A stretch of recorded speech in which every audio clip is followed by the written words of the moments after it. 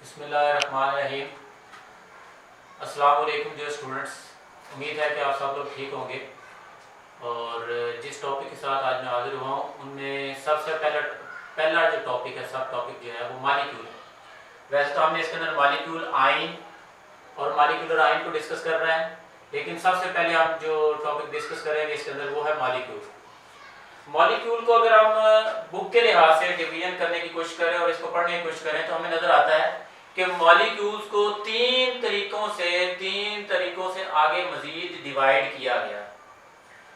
एक एक करके वन बाय वन हम इसको डिस्कस करते चले जाएंगे। सबसे पहले हम देखते हैं कि मॉलिक्यूल होता क्या है। अगर आप मॉलिक्यूल को देखें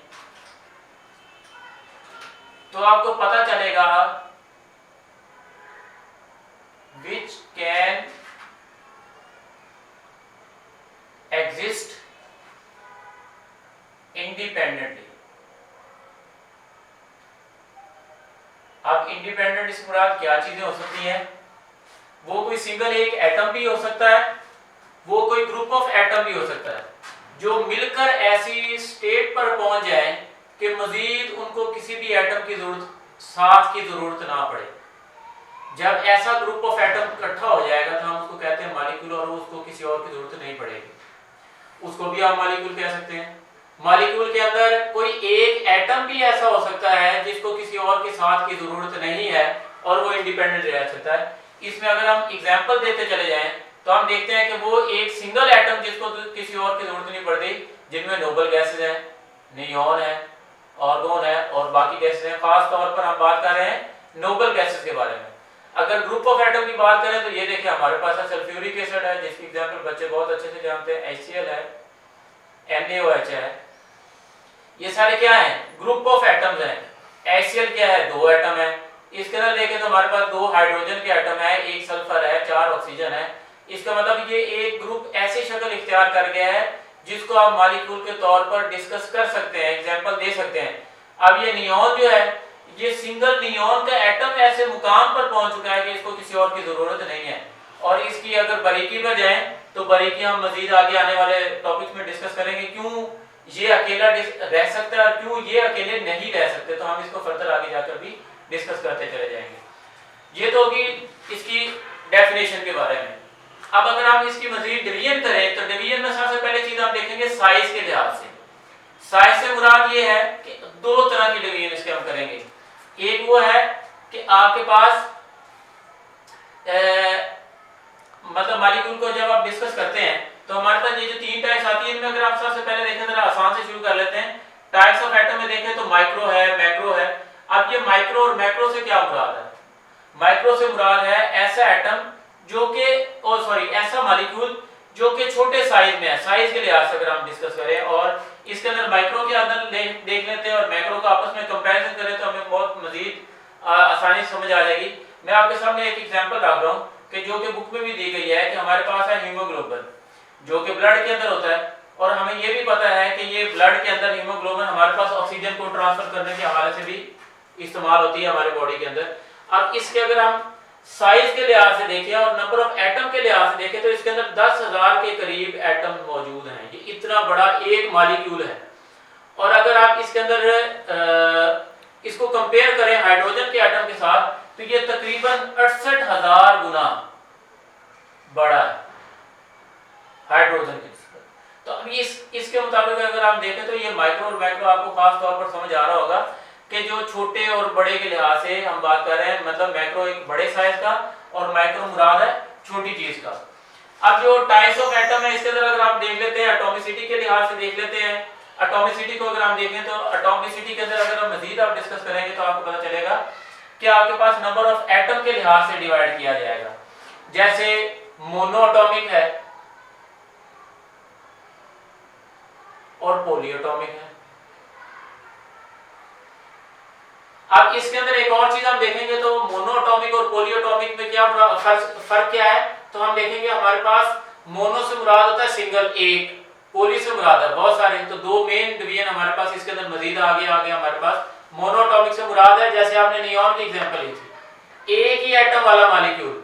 और एक चीज और है कि आप ऐसा नहीं है कि जो आपने माइक्रो और मैक्रो के अंदर एग्जांपल दी थी या आपने किसी और के अंदर एग्जांपल दी थी, उसको आप इस मोनो और पॉली में नहीं दे सकते, बिल्कुल दे सकते हैं। एक एग्जांपल दूसरी टाइप के अंदर दोबारा से रिपीट की जा सकती है, उसके अंदर कोई गलत बात नहीं है, उसको आप लिख सकते हैं पेपर के अंदर भी। मोनोटॉमिक के अंदर मैंने आपको एग्जांपल दे दी, नियॉन है। आगे अगर आप पॉलीएटॉमिक के मुताबिक देखें तो इसमें से आप सल्फ्यूरिक एसिड की एग्जांपल दे दें तो ये हमारे पास हो जाएगा कि आपके पास सल्फ्यूरिक एसिड जो है वो बहुत सारे, मतलब जैसे आप यूं कह रहे थे कि एक सिंगल एटम है और पॉली से मुराद सिंगल के अलावा जितने भी नंबर ऑफ एटम्स होंगे उसको आप पॉलीएटॉमिक कहेंगे। इसके अलावा भी बहुत सारी आप एग्जांपल दे सकते हैं। हमारे पास वाटर की एग्जांपल देख लें, इसके अंदर कितने हैं, 3 एटम है, इसको भी हम पॉलीएटॉमिक में ही कंसीडर करेंगे। साइज जो है हमारे पास मॉलिक्यूल के हवाले से, ये भी मॉलिक्यूल की डेफिनेशन में नहीं आता है हमारे पास साइज। यहाँ पर के मॉलिक्यूल को अगर आप साइज के हवाले से भी डिवाइड करें तो मोनो और पॉली और बकाया सारी एग्जांपल को भी हम बार बार रिपीट यहाँ पर कर सकते हैं। सो इसके बाद हम मॉलिक्यूल के बाद फर्दर हम जो डिस्कस करने वाले हैं आयन और मॉलिक्यूलर आयन को भी। और एक चीज और है बच्चों, इसके अंदर जो डेफिनेशन आती है खास तौर पे एग्जांपल्स के हवाले से, उसको भी पूछा जाता है इसके अंदर कि आप बताइए कि ये जो हमारे पास एग्जांपल दी हुई है, फॉर एग्जांपल वो आपसे पूछ लेते हैं ऑब्जेक्टिव में पेपर के अंदर के नियॉन की एग्जांपल जो आपके पास ऊपर डेफिनेशन दी हो, मतलब एटॉमिसिटी के लिहाज से ये बताएं ये किसमें एग्जांपल किसमें आती है, तो इसलिए आपको एग्जांपल के लिहाज से याद होना चाहिए कि ये एग्जांपल आप इन टाइम में से किस किस के अंदर पुट कर सकते हैं। तो ये है इस चीज के हवाले से मजीद हम जी बच्चों मॉलिक्यूल के अंदर जो एक चीज बताया है वो है एटॉमिसिटी के हवाले से। और एटॉमिसिटी को अगर हम मजीद डिस्कस करें इसके अंदर, तो एटॉमिसिटी के अंदर हमारे पास मजीद 2 टाइप्स आती हैं। एक आता है होमो और दूसरे के बारे में बात करेंगे तो हेट्रो। और जैसे कि लफ्ज भी आपको बता रहे हैं कि होमो और हेट्रो में क्या चीज है। होमो मॉलिक्यूल्स के बारे में बात करेंगे तो ऐसे मॉलिक्यूल्स की टाइप जो एक ही तरह के एटम से बने हैं। अब जैसे अगर हम इसके अंदर एग्जांपल लिखें, बहुत सिंपल है, क्लोरीन की एग्जांपल देख लें, ब्रोमीन की एग्जांपल देख लें, ये मॉलिक्यूल्स हैं और हैं भी एक जैसे एटम से मिलकर बने, तो इसलिए हम क्या कहेंगे, होमो मीन सेम, एक जैसे एटम से मिलकर बना हो। हेट्रो की अगर आप बात करें तो मुख्तलिफ तरह के एटम मिलकर जो मॉलिक्यूल बनाते हैं, इसके अंदर फिर आप सल्फ्यूरिक एसिड की है, NaOH की है, HCl की, किसी की भी एग्जांपल पुट कर सकते हैं जिसके अंदर एक जैसे नहीं बल्कि डिफरेंट टाइप्स ऑफ एटम मिलकर बना रहे हो।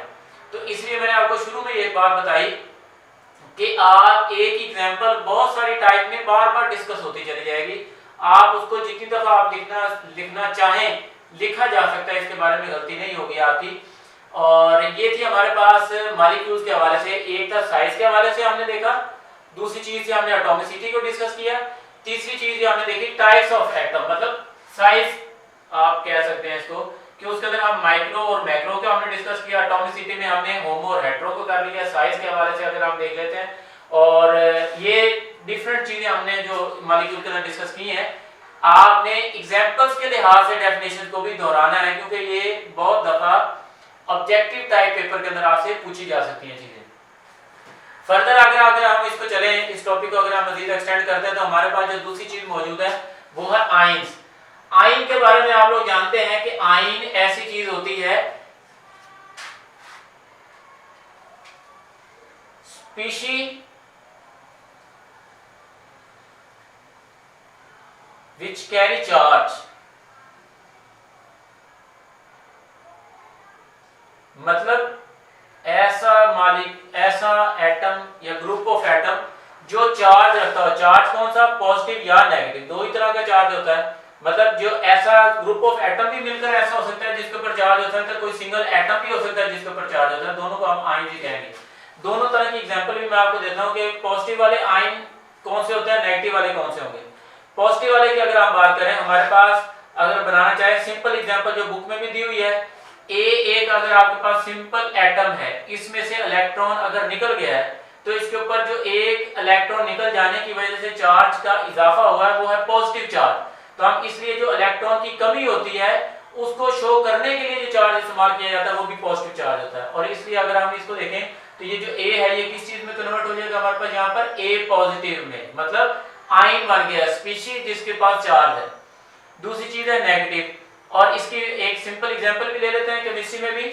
और अगर आप यहाँ पे देखें, हमारे पास है सोडियम का एटम, इसने अपना एक इलेक्ट्रॉन लूज किया पीछे पॉजिटिव चार्ज एक इलेक्ट्रॉन के कम होने की वजह से उसका चार्ज बढ़ गया, तो हमने कहा कि सोडियम के ऊपर पॉजिटिव चार्ज आ चुका है। दो तरह से डिस्कस कर सकते हैं इसको, पॉजिटिव चार्ज आ चुका है इलेक्ट्रॉन की कमी की वजह से भी और पॉजिटिव चार्ज बढ़ने की वजह से भी, मतलब प्रोटॉन की चार्ज की जो तादाद है वो इलेक्ट्रॉन की निस्बत बढ़ चुकी है। अगर फर्दर हम देखिए इसके अंदर हमारे पास जो नेगेटिव चीज आएगी, नेगेटिव वाले चार्ज की अगर हम बात करें, हमारे पास सिंपल देखिए हमारे पास है क्लोरीन। क्लोरीन ने एक क्या किया कि एक इलेक्ट्रॉन गेन कर लिया, एक इलेक्ट्रॉन गेन करने की वजह से उसका चार्ज में इजाफा हो गया। कौन से चार्ज में? नेगेटिव चार्ज में। अब इसके ऊपर जो चार्ज आ जाएगा वो क्लोरीन नेगेटिव है, तो इसलिए हम कह सकते हैं वो स्पीशीज जो पॉजिटिव या नेगेटिव चार्ज रखती हो उसको हम कह सकते हैं। अब यहाँ पे अगर हम ग्रुप ऑफ एटम में से बात करें तो देखिए हमारे पास कार्बोनेट है -2 चार्ज। इसके अलावा अगर हम देखते हैं कि हमारे पास ग्रुप ऑफ एटम के ऊपर भी पॉजिटिव या नेगेटिव चार्ज आ सकता है, उसको भी हम आयन के अंदर ही कंसीडर करेंगे। इसके बाद अगर हम देखते हैं हमारे पास मॉलिक्यूलर आयन है। मॉलिक्यूलर आयन में हमारे पास भी वही दो तरह की चीजें आ जाती हैं। मॉलिक्यूलर आयन में भी हमारे पास एक कैटायनिक मॉलिक्यूल हो सकता है, एक अनायनिक मॉलिक्यूल हो सकता है। अगर हम कैटायनिक मॉलिक्यूल की बात करें तो हमारे पास एक ऐसा मॉलिक्यूल जिसके ऊपर पॉजिटिव चार्ज हो। इसके अगर हम सिंपल एग्जांपल देखें तो हमारे पास देखते हैं मीथेन है। मीथेन का मॉलिक्यूल है, इसमें से आप एक इलेक्ट्रॉन निकाल दें, दो इलेक्ट्रॉन निकाल दें, चूंकि ये मॉलिक्यूल में की मुकम्मल कंप्लीट हो चुका है एक बार, इसलिए जब आप मॉलिक्यूल बनने के बाद इसमें से एक इलेक्ट्रॉन निकालेंगे तो ये किस चीज में कन्वर्ट हो जाएगा? CH4 पॉजिटिव में। अब क्या हुआ है तो मॉलिक्यूल, लेकिन ये चार्ज नहीं रखता है, इसलिए हम इसको कहेंगे मॉलिक्यूलर आयन है। इसके मुकाबले में एनायनिक, और एक बहुत अहम बात भी मैं आपको बताऊंगा जो बुक में भी यहाँ लिखी गई है, एनायनिक मॉलिक्यूल को पहले हम डिस्कस कर लेते हैं। जो एनायनिक मॉलिक्यूल होता है, जाहिर है जो एनायनिक मॉलिक्यूल से मुराद ये है कि आपके पास ऐसा मॉलिक्यूल जो नेगेटिव चार्ज रखता हो। नेगेटिव चार्ज रखने के हवाले से बुक के अंदर एक और चीज भी आपके बच्चों के बारे में बच्चों को बताई गई इसके बारे में कि जो कैटायनिक मॉलिक्यूल्स होते हैं ये ज्यादा कॉमन क्यों होते हैं नेगेटिव के निस्बत? उसकी वजह ये होती है कि जब आप देखेंगे एक मॉलिक्यूल वजूद में आ चुका है, एक मॉलिक्यूल ने वजूद में आए तब जब आप उसने इलेक्ट्रॉनिक कॉन्फ़िगरेशन अपनी कंप्लीट कर ली, इसका मतलब मजीद उसको इलेक्ट्रॉन आप देना आपके लिए मुश्किल है। इसीलिए अगर आप गौर करें तो बुक में ये जो बात लिखी गई है उसका मतलब यही निकलता है कि जब आप एक मॉलिक्यूल बना चुके होते हैं और उसके अंदर मजीद एक इलेक्ट्रॉन एक्स्ट्रा ऐड करवाना आपके लिए मुश्किल होता है, इसलिए एनायनिक मॉलिक्यूल्स कम एग्जिस्ट करते हैं बनिस्बत कैटायनिक मॉलिक्यूल्स की निस्बत। इसलिए हमारे पास यहाँ पर लिखना बहुत जरूरी है कि एनायनिक मॉलिक्यूल जो एग्जिस्ट करते हैं वो तादाद में कम, जबकि कैटायनिक मॉलिक्यूल तादाद में ज्यादा होते हैं। एनायनिक मॉलिक्यूल की तादाद इंतहाई कम होती है। तो ये